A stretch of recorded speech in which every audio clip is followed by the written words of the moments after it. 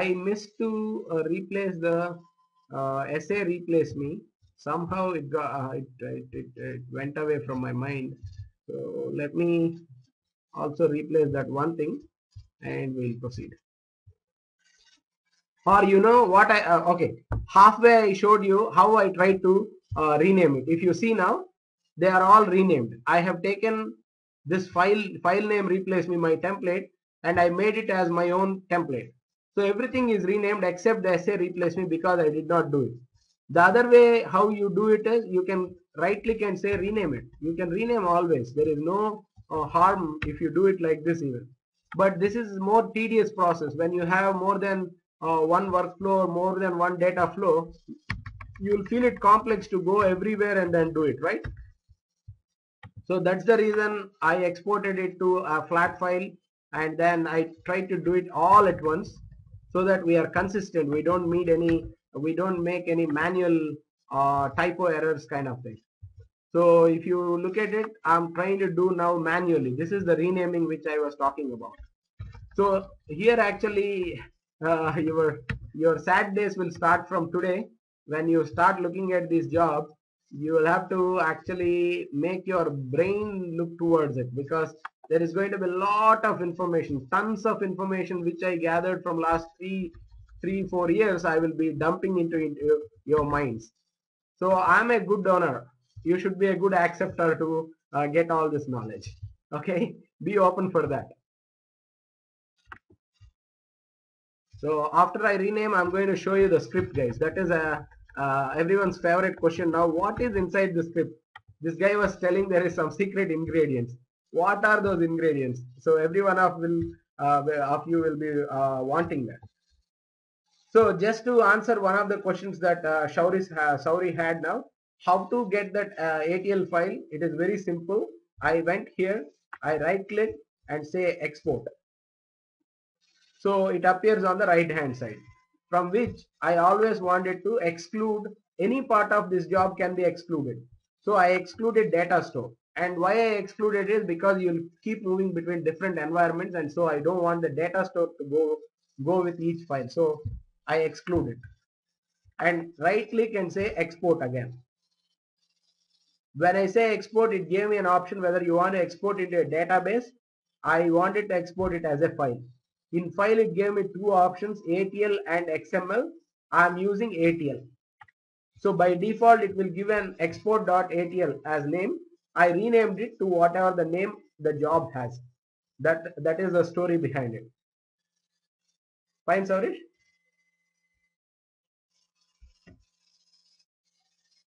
Okay. So I'm not going to re-export it. Now we'll come back to the original story. Today, what we are going to do is we will use our sample job. It is not actually a sample job. It is the real job. It is the real job followed with all naming conventions, and we are going to run a demo for you based on a flat file. Today we will more understand about a flat file, and the second version we will try to understand more about a database, and then we will get into this tutorial mode and do whatever is suggested in the tutorial. I have formatted my training program in such a way that I do not talk about too many things. I am talking straightforward whatever is being given in the tutorial, and also my knowledge about data warehousing, the case study, whatever we did should be compatible with whatever we are doing so that you can follow it properly. So that is the reason I have picked up retail sales, because you will see here, for any example purpose, they have taken the same retail sales data mart which I was showing, and they will show you the example of the same data warehouse which we were looking at it so far. So let me quickly do and show you what is the fact table and dimension tables that we are going to load as part of the next couple of weeks exercise. See here, this is the same kind of star schema. It has the time dimension, customer dimension, employee dimension, sales org dimension, material dimension. I mean, it doesn't have the product as directly as a dimension. They call it as material because the product is a little bit different from material.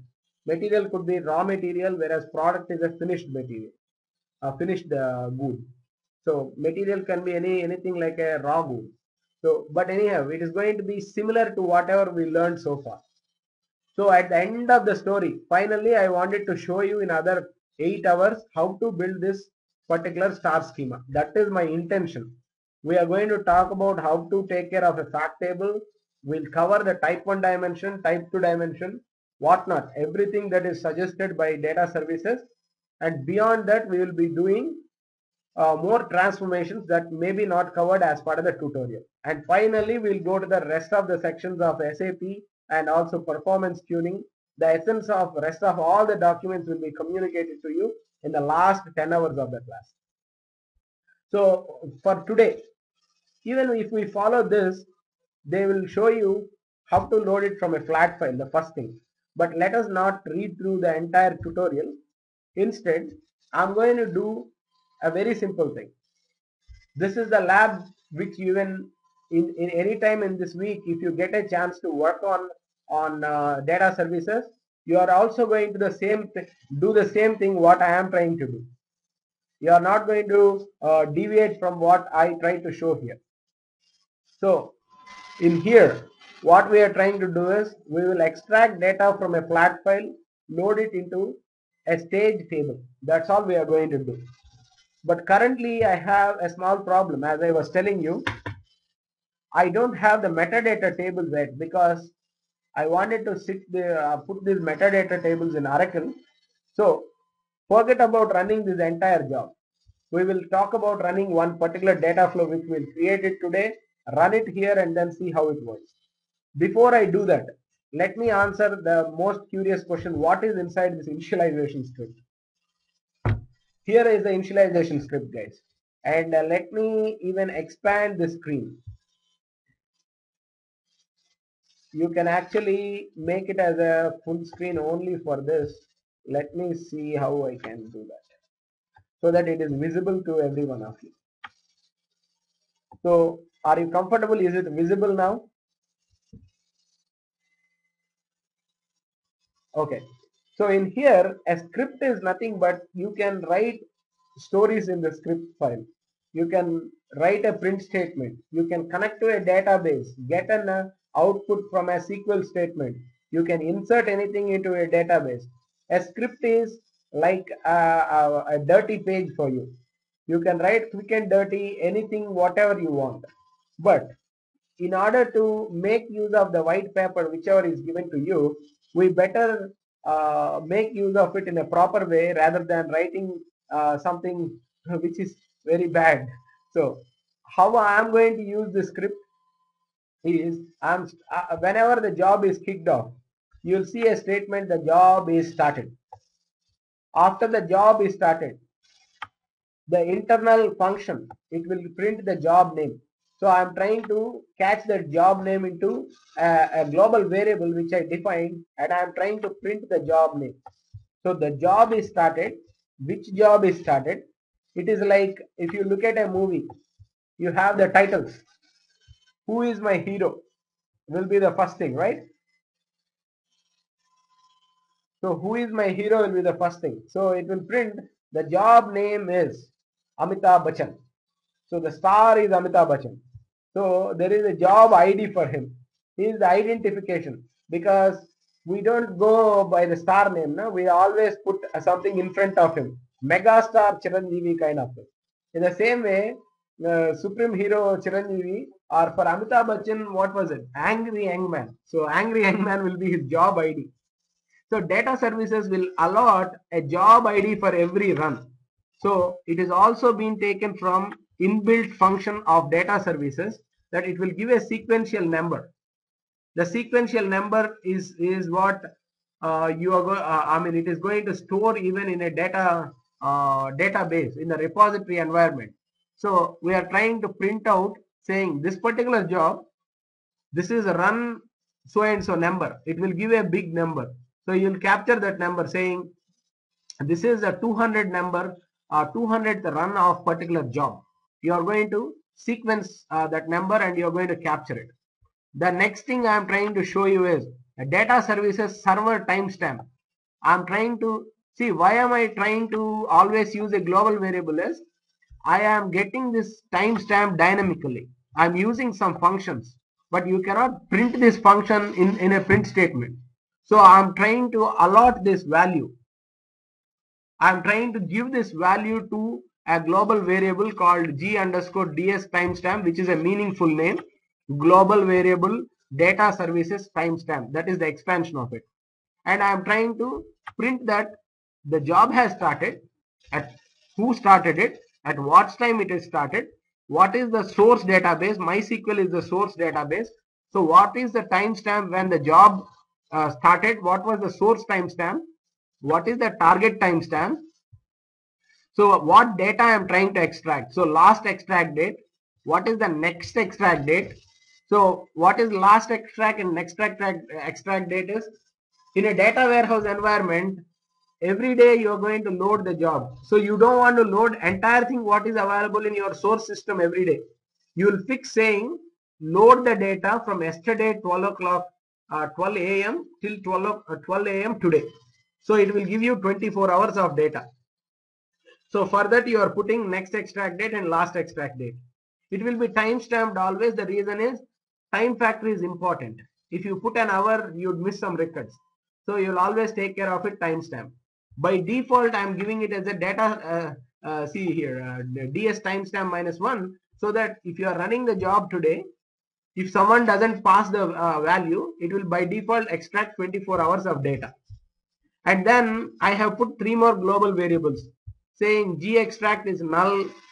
If it is null, say it 1. If G transform is 1, why we have put this, we'll look at it when we go into the job. It's a conditional statement.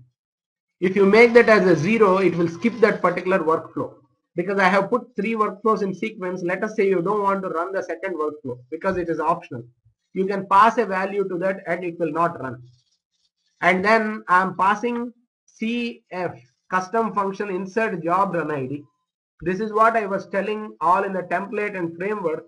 Whenever a job runs, try to put an record into one of the job status table that the job is started. So that is what I am trying to put it through a custom function.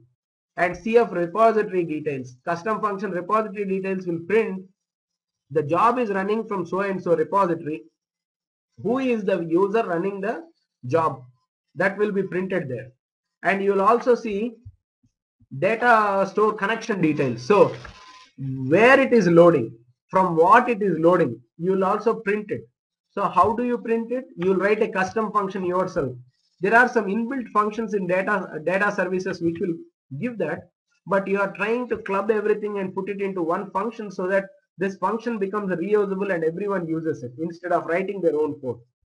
And these aliases, we'll come to the aliases only after we design the job, because this is not the right time to talk about the alias. And finally, if you see, it ends with the file name. So today, as I told you, I'm going to show you how to run the file. Okay, let me also cover these extra two things sitting here. I have put some default variables. Though I may use it or I may not use it, I have put as G underscore spaces. Wherever I want to pass an empty space, in order to not get confused, am I passing an empty space or not, I am predefining, and you can use this global variable instead of passing a space. If you want to pass a 0, you can use the global variable instead of hard coding it as a value 0. In the same way, we can load, this is the maximum and minimum calendar dates. You can go as low as 01010001, which is the start of the century. And the maximum possible date in a database is 12/31/1999. So if you want to capture somehow the low date and high date, the reason